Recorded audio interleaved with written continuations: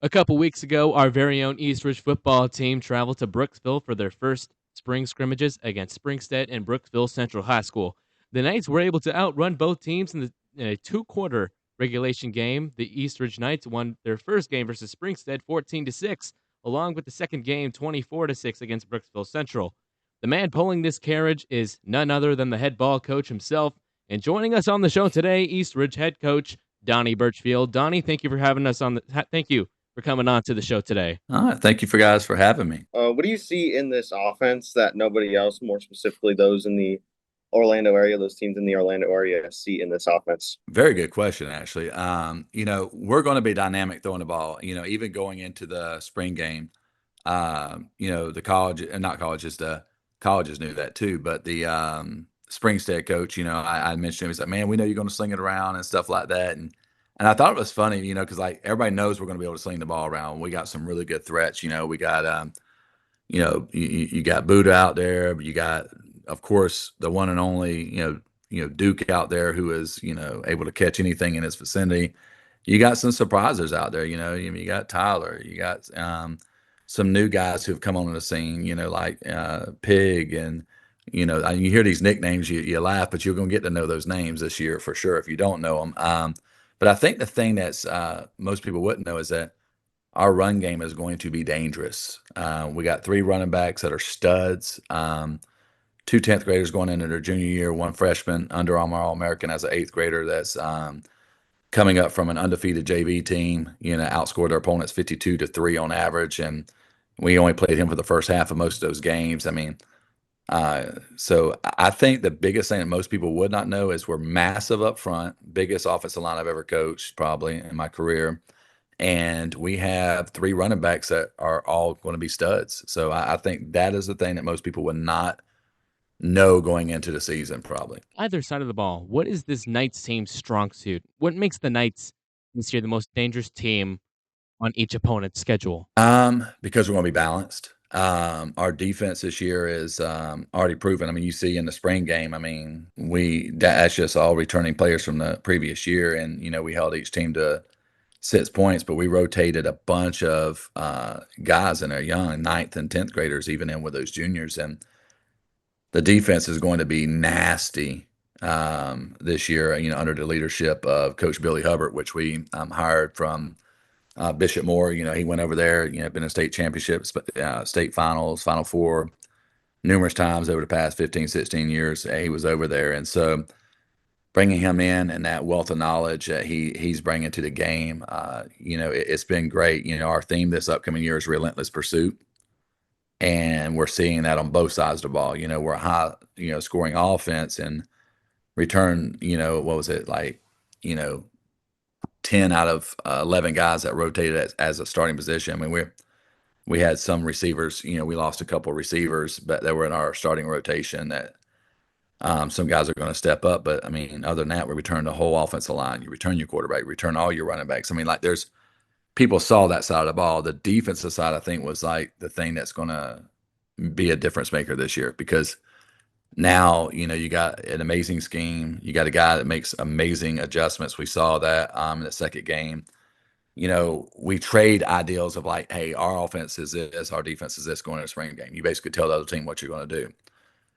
Well, Central didn't tell us anything they did. And they come out in that wing T set, which is kind of hard, put all their best effort in that first drive. And we're slowing down. So made a few adjustments with those young guys in boom. And then we, after that first drive, we shut them out the rest of the half. They did, they barely moved the ball after the rest of that first drive. And so that really stood out to me is, being able to make adjustments. I think being balanced this year, not just a one-sided program. And I think when I look at our schedule, we walk in humility, but there's not one team on that schedule that we look at and say, oh my God, they're just going to run all over us. No, I think every team on our schedule looks at us and says, a good position to be able to say that on our end as well. So Eastridge has a lot of standout players, but in your eyes, who on this roster is the most impactful and has the most hunger to win out there? Man, that's a deep question. That get me in trouble. All of them. The reality is that we talk about attitude and effort all the time. If you're on that field and you're starting for us, then you're controlling your attitude and your effort. Guys that I think are difference makers is the way I would define that question. I mean, the leadership positions for sure on offense, your quarterback, Karan's going to have to deliver. And we got a young guy coming up behind him. Liam Marks is going to be phenomenal. I mean, he is light years ahead of most people coming out of ninth grade. If I say one difference maker that's going to be on both sides of the ball, is going to be Lamar Garrison. I mean, Lamar Garrison is a freak on both sides of the ball now. I mean, he's got offers from Power Four schools as a wide receiver, and he's got Power Four offers as a DB now. So he's been offered by Auburn as a DB, LSU as a wide receiver, and the list goes on, right? And Florida State as a wide receiver. And so we got guys looking at him at both sides of the ball. He's a true athlete on both sides of the ball. So I think he's a guy that stands out.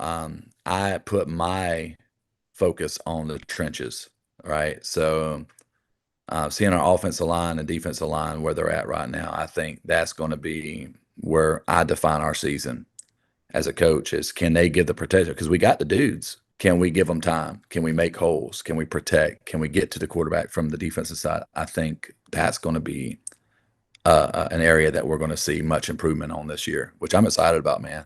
I want to get off that tail, man. I got some games circled on my schedule, so I'm ready.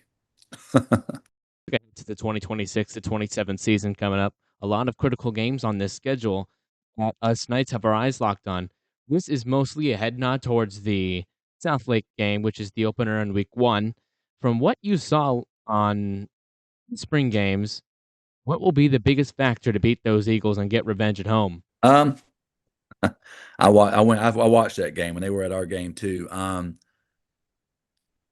Get to the quarterback on our side. We get to their quarterback, then I mean their offense is going to struggle. I mean he's in my opinion, I think he's the best athlete on their offense. I mean they got some great athletes and stuff, but every ball has to touch his hands before it gets to him. And so I personally think you got to get after Trey Kelly. Trey Kelly's a great athlete, great character, flies around, tough, gritty. Run between the tackles. You don't see quarterbacks that do that, very often. He's a tough quarterback. So I think on our end, trying to get after him in that week one matchup is going to be key. I watched their defense. I think overall as a team, they're a pretty good football team, man. I don't know how they're going to shape up against a run game, but I believe this. I believe our run game is twice as dangerous as it was last year. So I'm curious of how their defense is going to hold up against our run game. I mean, I'm sure they're going to have some tough kids, but I mean, that's two things. I mean, can they slow down our run game? I mean, so I think there's a question on both sides. And so there's mutual respect for both sides of the ball and both teams. Good matchup, man. I think it'll be standing room only in the dungeon. You give Coach Donnie Birchfield an entire summer to prepare. That is absolutely scary in my eyes. And of course, for all the viewers at home, that game is absolutely critical. Last year, South Lake was able to outrun the Knights. What was it? A score of 49-35. Yeah, 49-35. And we were up by 2 touchdowns at halftime. By 2 touchdowns at halftime. That's absolutely correct. Devastating. I mean, Tony Duke got kicked out of that game towards the end. Unfortunate incident was that hurt the offense a good bit. And I think the biggest caveat last year when Malley went down with an ACL tear, I mean that hurt us on the run, stopping the run against them. Malley was such a game changer, when he went down with a torn ACL, I mean it affected our defense tremendously. And we had some young guys, Ashley, had a 9th and a 10th grader went in, rotating in that rotation all the way through the playoff game, and they got physical second half. They got mad. So, we put a big emphasis on finishing the second half. And so I will tell you this, since the season ended, we have been busting our tails. And we know that other teams are saying the same thing, and, including some of our big rival games. We know that they're working hard. I ain't here to say they're not. My question is, can I outwork them? And can I be efficient with the time that we've been given? And we work hard, man. We basically go year round. We'll take a week off here and there, but we're year round. We've seen tremendous gains in the weight room, which is where we're trying to win always in a weight room.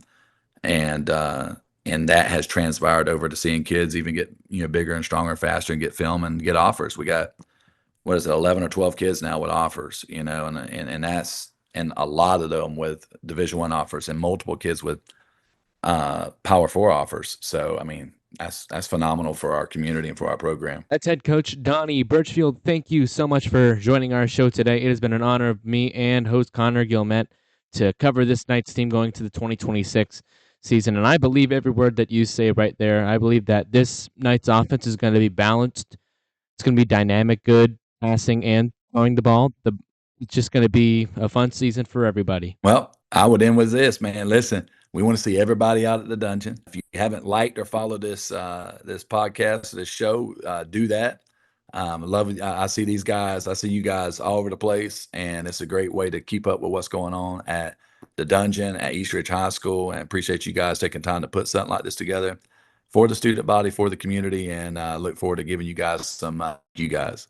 That'll end the show. Thank you guys so much for watching. We have our Ridgecore Instagram finally open. That is Ridgecore. I will display it right here. East Ridge Football's Instagram account has the full 2026 schedule open on their page. We thank you guys so much for watching. We hope you guys have a great rest of your evening.